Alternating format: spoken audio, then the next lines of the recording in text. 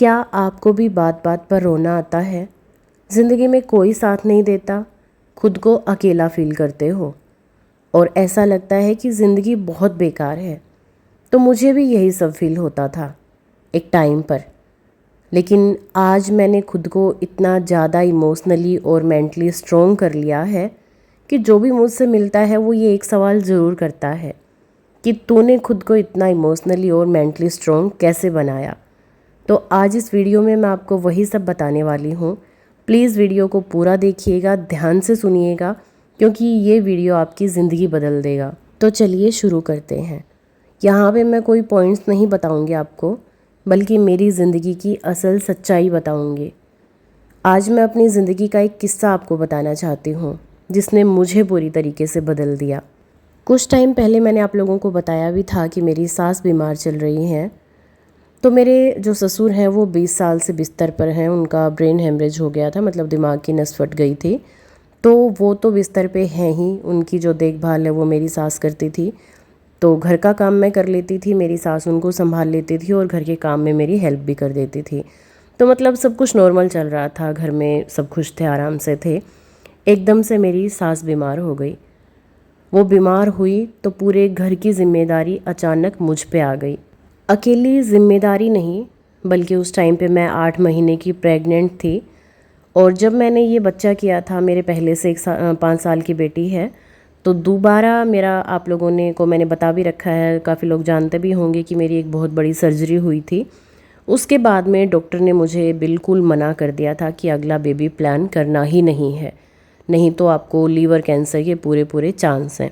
एक बात उन्होंने और बोली कि आपको लाइफ टाइम के लिए 1 किलो से ज़्यादा वेट नहीं उठाना है। और जब आपका बच्चा होगा तो आजकल देखिए 2.5-3 किलो का तो बच्चा होता ही है, आपको अपना बच्चा भी गोद नहीं लेना है। तो मुझे लगा कि मतलब ऐसा कैसे हो सकता है कि एक माँ के बिना बच्चा कैसे रह सकता है, तो ये तो मुझे करना ही पड़ेगा। लेकिन डॉक्टर ने बोला कि आप नहीं उठा सकते, इसीलिए मैं मना कर रहा हूँ कि आपको बच्चा नहीं करना चाहिए। लेकिन फिर भी मैंने सोचा कि चाहे बेटा हो या बेटी हो, जो भी हो, लेकिन मेरी बेटी अकेला फील करती थी, तो 2 भाई बहन या 2 बहनें कुछ भी हो जाए, होना चाहिए। मेरी बेटी के लिए मुझे ज़रूरत थी। और मैंने एक ही बात सोची थी कि डॉक्टर से पहले आज भी भगवान है, और उनका नाम लेकर के मैंने ये बच्चा प्लान किया।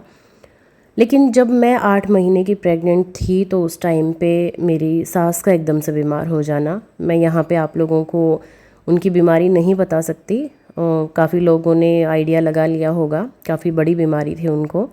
तो जिस दिन मुझे उनकी बीमारी का पता लगा, उस दिन मैं सच बता रही हूँ बिल्कुल टूट गई थी। सिर्फ मेरे दिमाग में एक बात थी कि घर की जिम्मेदारी तो चलो मैं उठा लूँगी, लेकिन अब मेरा और मेरे बच्चों का क्या होगा, क्योंकि मैंने अपने बच्चे को पैदा ही अपनी सास के भरोसे पे किया था कि मैं तो उठा नहीं पाऊँगी, मैं पैदा कर दूँगी, लेकिन पालना आप लोगों को है। उस दिन मुझे लगा कि ज़िंदगी शायद ख़त्म हो गई मेरी। मैंने बहुत लोगों से मदद मांगी जो मेरी अपनों की लिस्ट में शामिल होते थे, लेकिन हर किसी के पास अपना अपना कारण था। उस दिन मुझे पहली बार समझ आया कि मुश्किल समय में हर कोई साथ नहीं चलता। लेकिन फिर मेरे बेटे का जन्म हुआ, और जब मैंने उसे पहली बार देखा तो मुझे लगा कि इसका क्या कसूर है, इसके लिए तो मुझे खड़ा होना पड़ेगा ना, ये तो मेरी जिम्मेदारी है, ये मेरे भरोसे पे दुनिया में आया है। लोगों ने साथ नहीं दिया, उन लोगों को सिर्फ एक ही बात आज भी कहना चाहती हूँ कि जो मेरे बुरे समय में नहीं था वो मेरे अच्छे समय में कभी नहीं आएगा। जब मैंने अपने बेटे को पहली बार गोद में उठाया, उसी टाइम मैंने सोच लिया था कि अब डर के साथ नहीं, जिम्मेदारी के साथ जीना है। धीरे धीरे मैंने हर काम करना खुद से शुरू कर दिया। बच्चे को भी संभाला, घर को भी संभाला। मेरे ससुर पैरालाइज भी हैं और उनकी दिमाग की नस फट चुकी है, वो बताया मैंने आपको।